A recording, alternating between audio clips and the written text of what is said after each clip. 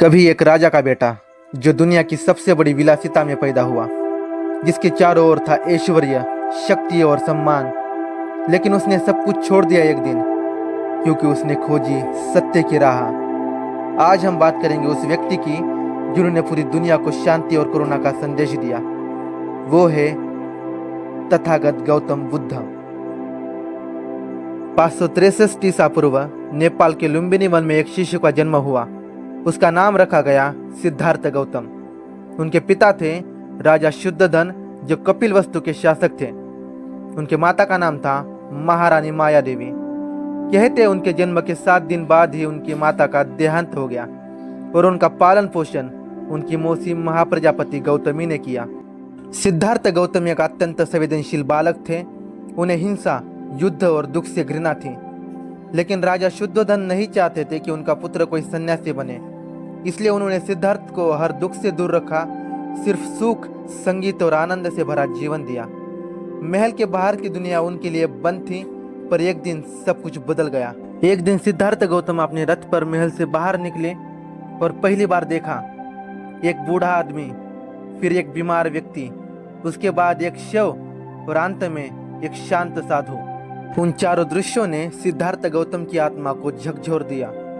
उन्होंने पहली बार सोचा, अगर सबको बुढ़ापा, बीमारी और मृत्यु का सामना करना पड़ता है तो इस जीवन का उद्देश्य क्या है। 29 वर्ष की आयु में सिद्धार्थ गौतम ने वह निर्णय लिया जो इतिहास में एक महान त्याग के नाम से जाना गया।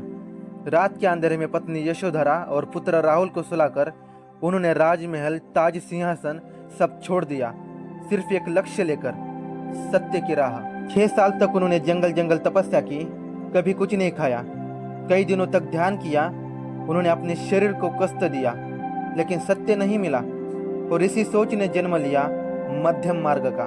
बिहार के बोधगया में एक पीपल वृक्ष के नीचे सिद्धार्थ गौतम ने गहरा ध्यान लगाया। रातें बीतती रही, विचार बदलते रहे और एक दिन पूर्णिमा की रात उन्हें ज्ञान प्राप्त हुआ।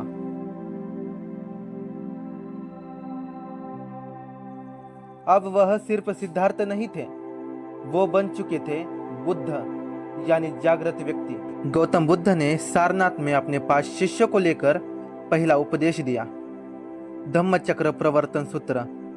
यही से शुरू हुआ बौद्ध धर्म। यह धर्म नहीं बल्कि एक जीवन दर्शन है। गौतम बुद्ध की शिक्षाएं थी 4 आर्य सत्य, 4 नोबल ट्रूथ। उन्होंने कहा, जीवन दुखमय है, दुख का कारण यानी इच्छाएं हैं। इन इच्छाओं को समाप्त करो, यही मुक्ति का मार्ग है। और इस मुक्ति के लिए 8 कदम हैं, अष्टांग मार्ग, 8 फोल्ड पैथ। गौतम बुद्ध के विचार केवल भारत तक सीमित नहीं रहे।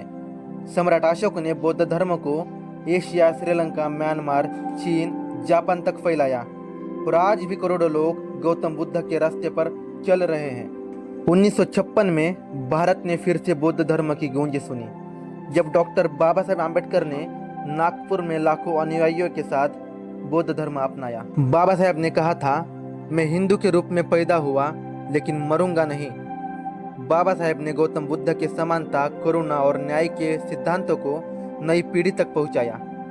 उन्होंने बौद्ध धर्म को सिर्फ एक आस्था नहीं बल्कि एक सामाजिक क्रांति बनाया। एक बार गौतम बुद्ध गहरे ध्यान में बैठे थे, अचानक भयंकर तूफान आया। तेज हवाएं चलने लगी, बिजली कड़कने लगी और मूसलाधार बारिश गिरने लगी। फिर भी गौतम बुद्ध बैठे रहे, आंखें बंद थी, मन शांत था। तभी धरती से एक विशाल नाग प्रकट हुआ। उसने अपना फन फैलाकर बुद्ध को ढक दिया ताकि बारिश की एक भी बूंद उन पर न गिरे। 7 दिन बाद जब तूफान थमा, तब गौतम बुद्ध ने मुस्कुराकर कहा, जिसके भीतर शांति है उसके लिए कोई तूफान खतरनाक नहीं होता। आज भी बोध गया की मुचालिंद झील इस रहस्य की गवाही देती है, जहाँ प्रकृति ने खुद गौतम बुद्ध की रक्षा की थी। आज 2500 साल बाद भी गौतम बुद्ध के शब्द हर कोने में गूंजते हैं। उनकी मूर्ति का मुस्कुराता चेहरा मानवता का सबसे शांत प्रतीक है। बुद्धिज्म अब सिर्फ धर्म नहीं बल्कि एक वैज्ञानिक सोच और मानवता का दर्शन है। गौतम बुद्ध ने किसी को अपना अनुयायी नहीं बनाया, उन्होंने हर इंसान को स्वयं का गुरु बनने की राह दिखाई। उन्होंने कहा, आप जो सोचते हैं वही बनते हैं। और शायद यही बुद्धिज्म की सबसे बड़ी सीख है कि सच्चा ज्ञान भीतर की शांति से जन्म लेता है। गौतम बुद्ध ने कहा था, आस्था से नहीं अनुभव से सत्य को जानो।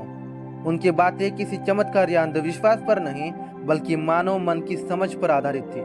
आज आधुनिक मनोविज्ञान, मेडिटेशन, माइंडफुलनेस सभी गौतम बुद्ध के मार्ग से प्रेरित है। उनका संदेश सरल था, शांति बाहर नहीं, तुम्हारे भीतर है। अगर आपको इतिहास के ऐसे गहरे रहस्य पसंद है तो हिस्ट्री विद उज्जवल को सब्सक्राइब करें, क्योंकि अगली बार हम फिर लौटेंगे एक नई ऐतिहासिक खोज के साथ। बाय।